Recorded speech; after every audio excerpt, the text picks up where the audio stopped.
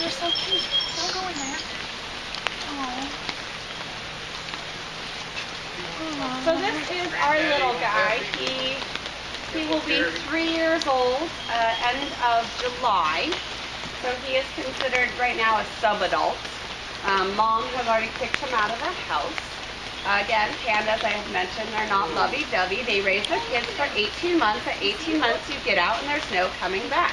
There's no such thing as a boomerang kid in the panda world. So he's been on his own now for quite some time, and he's about 130 pounds. Now, Xiao, I mentioned how small his size is.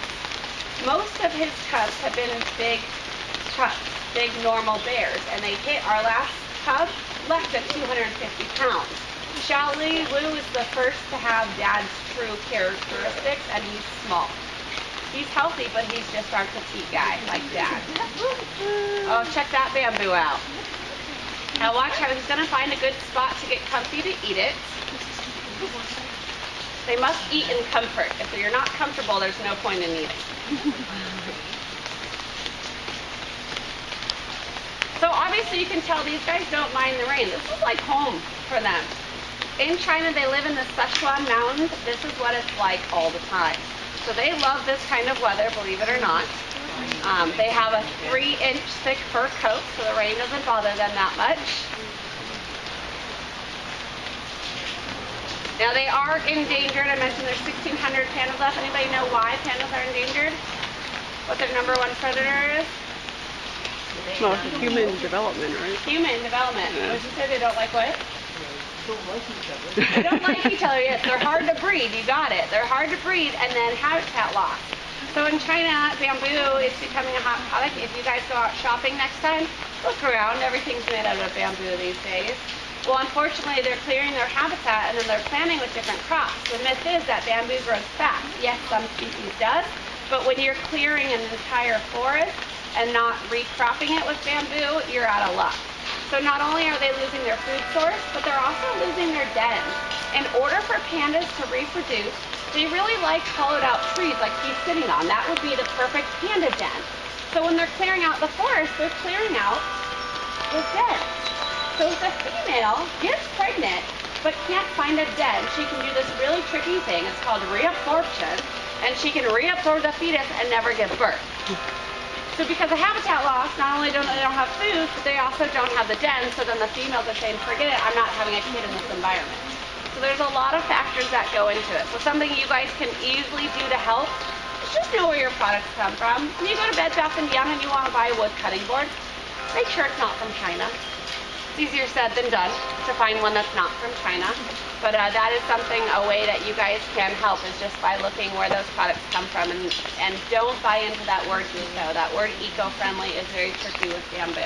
Yes, it's a great product, but you want to know where it's coming from. So, how many are there left? 1,600. Yeah, 1,600.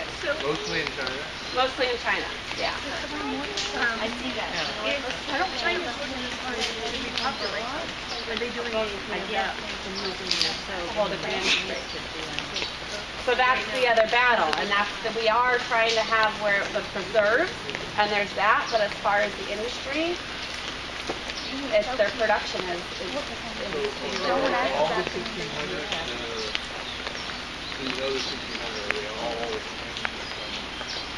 no, that's wild and captive, or sorry, wild and captivity.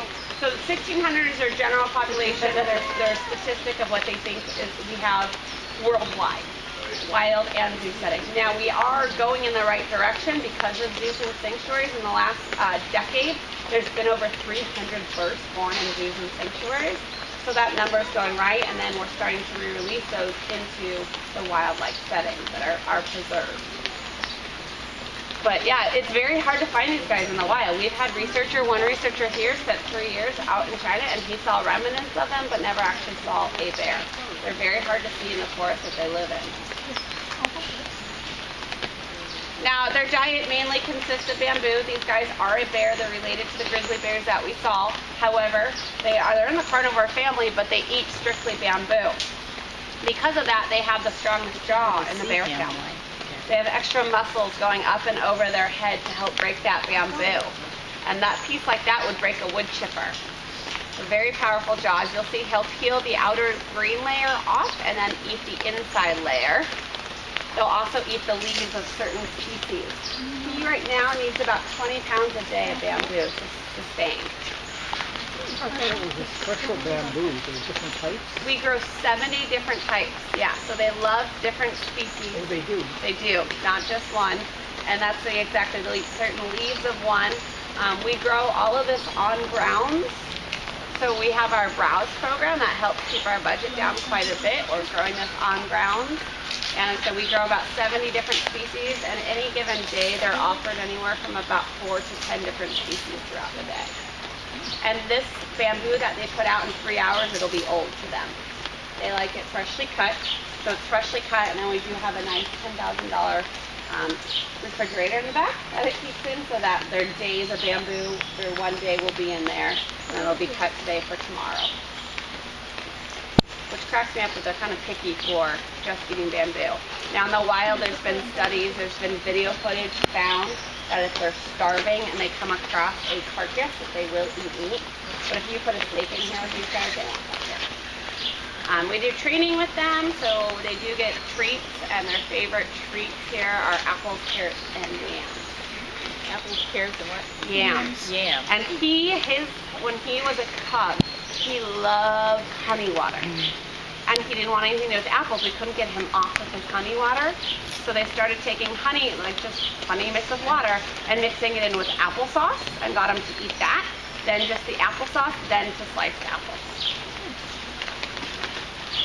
And training, again, we are research. So with him, one of our training, him and gal, we are working on blood pressure. We're trying to figure out what is the base blood pressure for a panda. We do blood cells. Yeah. He climbed a tree? No way. That's insane. Gal, I guess, is climbing a tree. Gal usually doesn't climb trees. He's not that into it. Yeah, he doesn't normally climb trees, only the youngsters. So the youngsters will climb trees when they're young.